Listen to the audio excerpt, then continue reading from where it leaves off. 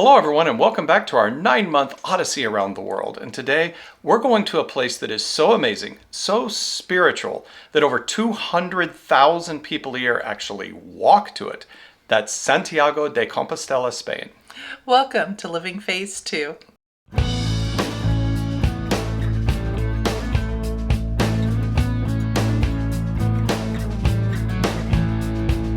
Hi, I'm Mike. And I'm Nancy, and we're empty nesters striving to live life to the fullest. And we are living that full life, going all the way around the world, taking 9 months to do it on the Ultimate World Cruise. We sure are. Well, friends, today our ship has docked in Vigo, Spain. However, we are going to take about an hour and a half bus ride to Santiago de Compostela to see all the beautiful sights there.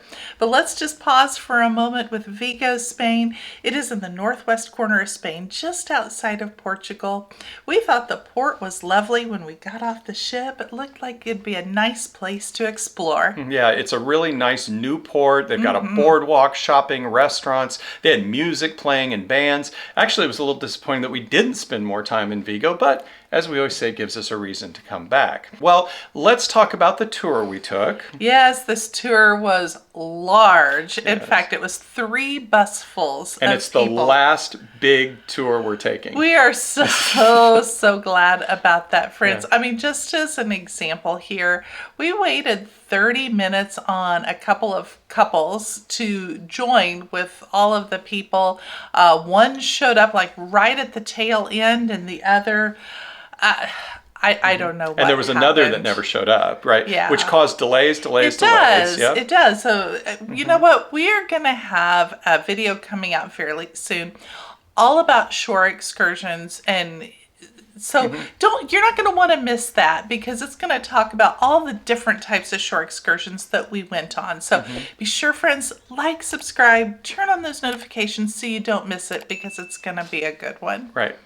Well, we did get going, and we got on our way on that hour and a half bus ride to Santiago de Compostela.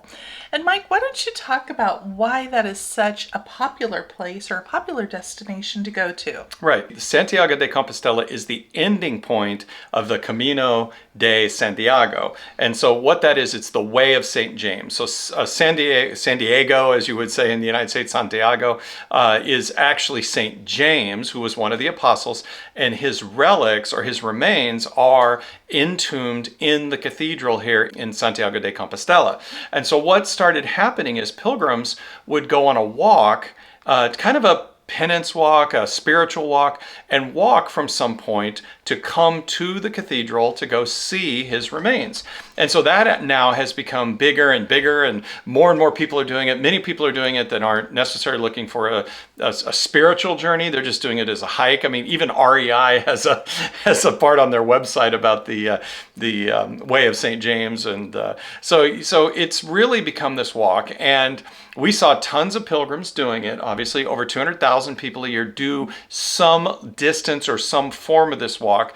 And in general, to count, I guess to say you've done it, they say that you should walk at least 100 kilometers, or about between 60 and 70 miles. And that is about the shortest walk. And you would do that over a period of about a week, is what most people would do that over. However, the kind of standard walk that's become is about 500 miles, and you do that over 30 days. And so, and honestly, there is no real definition. If you ever hear somebody say, well, you haven't really done it unless you've done this. You can leave from your house. Like, there was one person left from Estonia, and that was like 3,600 miles to go down to Santiago de Compostela. So really, the way of St. James is whatever you want to make it. What is the spiritual journey you want to take? Why do you want to do it? And you make that on that journey as you've done it. I mean, technically, we did a little bit of it. We walked from one end of town to the other to the cathedral and went in the cathedral. But we're going to talk at the end about our goals of coming back and potentially doing it again. So that's why this town is so important, is there's so many people coming here. It's the Cathedral of St. James, and it's the end of the Way of St. James.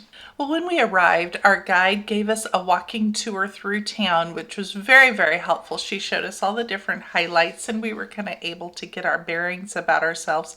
But then she let us go, and she said, come back at this time. And so that it was perfect. That was ideal because that's what we like to do, to be able to have the free time to go and explore in more depth the places that we want to go to. Exactly, and especially when the tour group is this large. Oh, and by the way, they did break us up into small tour groups. So once we got there, they had local guides, and we had groups of anywhere from 15 to 30 people, and we did these little walkarounds. I love that. Like you said, give me the highlights, point me in the right direction, and let me go. Right. And we had a wonderful time. Well, one of the first places that we walked to was one of the original monasteries to take a look at the outside of the building. And the architecture is just beautiful. In fact, there's a lot of really gorgeous architecture here. There's many hotels, and in fact, the pilgrims oftentimes will stay in these hotels. So, but they're beautiful to look at. We also went to a nice overlook. We saw a statue of two ladies, or two Marias. These were two friends that they came to this park every single day. And when they passed away, they made a lovely little statue to commemorate them, which I thought was very sweet. Well, we continued to walk around. We went into one of the courtyards of the school of the monastery. And like Nancy said, you look at all these different rooms, buildings, everything. These were housing pilgrims. And in fact, they were hospitals. They'd care for the pilgrims because some of them would come in tired, injured, etc. So yeah, everything in this town is kind of geared toward the pilgrims. And in fact, one of the things you'll see as you're walking around town, you'll see the scallop shells everywhere. That's what really identifies the pilgrims. Well, there's a bit of a muddled history as to why the scalloped shell came about, but suffice it to say, that's what identifies the pilgrims. And in fact, while we were there, we picked up one of the shells I'm going to use as a Christmas ornament here. And you'll see these hanging from backpacks and on belt loops, things like that, to identify pilgrims as they're walking through. I even got little, I don't know if you can see it, little shell earrings. So those were my souvenirs from here. Yeah. But, The shell is now your Christmas ornament. It is. It is. And so we did do just a little bit of shopping. While we were out and about. Yeah. Well, then we went down one of the streets that had a really amazing church. So over the arch of the church, and unfortunately we didn't get a great picture of it, there's one of the very few statues of the Virgin Mary actually breastfeeding Jesus. And it's really well known for that. But this is the Church of the Mother of St. James and St. John, and the statue of her is over the altar. So everything, as you can imagine, in this town is kind of focused on St. James. And that was a nice, out of the way, small church to go into. That was really nice. But we hadn't had lunch, and so we wanted to go get some lunch, but we also wanted to try a great dessert. Yes. Well, we stopped at a little cafe to pick up a pastel de nata, and it's a little custard dessert that's very, very popular there. And we got one that was original, and then we got another one that had a pistachio cream on top. So yummy. But we brought those along with us to have as dessert. And we stopped at Entre Rujas to have some tapas. Right. It was down this tiny little back street. It's basically in an alley. And we sat out on a little table.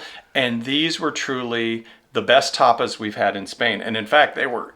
I hesitate to call them tapas because they were huge. They were. Yeah. We had some empanadas. We finally got to try the Spanish omelet. The eggs with the onions in it. That was so good. Yeah, it was, and again, it was huge. And that along with some hummus and, we had way too much food. It was, because you're thinking tapas, it's really small. We'll order like 3 and then we had our dessert. Yeah, exactly. So, but we can't recommend this place enough. And in fact, we got there and not long after they opened, I think maybe 15 minutes after they opened, and within a half hour, there were people standing around in the streets trying to find a table to get in. And it was worth it. It was very good food. Entre Rujas. We will link it down below. Yeah, absolutely. Well, we left lunch, and now we made it to the cathedral. We couldn't go in earlier because Mass was going on, and so they stop all tourists coming in during Mass, and especially with the pilgrims. I mean, that is what you do. When you finish your pilgrimage, you go to Mass at the Church of St. James. So we went on in, and one of the major things you want to do is see the relics,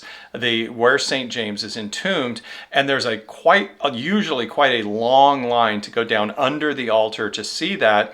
And it took us about 20 to 30 minutes in line. We were fairly fortunate it wasn't longer than that. Sometimes it can be an hour, 2 hours to wait in line, but we didn't have much trouble with that. We did make it down underneath, and you can see the where St. James is entombed here. And then after that, what you do is you exit, and then you go up over the bridge of St. James, and that goes up over the altar. Now here you can't do any filming as you walk past, but you do actually walk right behind the statue of St. James that's over the altar, and you can venerate there. You can ask for intercession. Yeah, that was really nice. And then you can and then you head on down. But yeah, the cathedral is just stunning, just absolutely stunning, and it makes a fitting end if you've just walked 500 kilometers to get here to the end of the Camino. Well, we wrapped up there, and then it was time to get back on our bus to take our trip back to the ship. It was time to go, but it was nice to reflect, and it was a very moving day. It was a very special day, and in fact, like we mentioned earlier in the video here, we would like to come back and do part of the walk. I'm not sure how much exactly. I guess it depends on how much my knees can handle, but we would like to do a bit.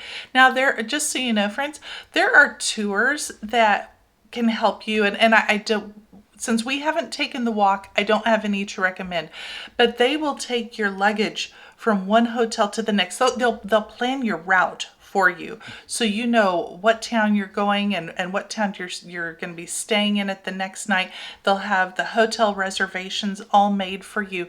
So there are tour companies that will get you all set up from start to finish on this pilgrimage. Right, I agree. Before we even left, we were just so pumped up to say, we would love to come do this someday. And I certainly hope we get your knees fixed up and that we can come do that. That'll be a great celebration if we get your knees all fixed up. Well, just in the short term, just so y'all know, here very soon, I'm going to get the cortisone injections in both knees. So I am very hopeful that that's going to give me some relief here. Yeah, absolutely.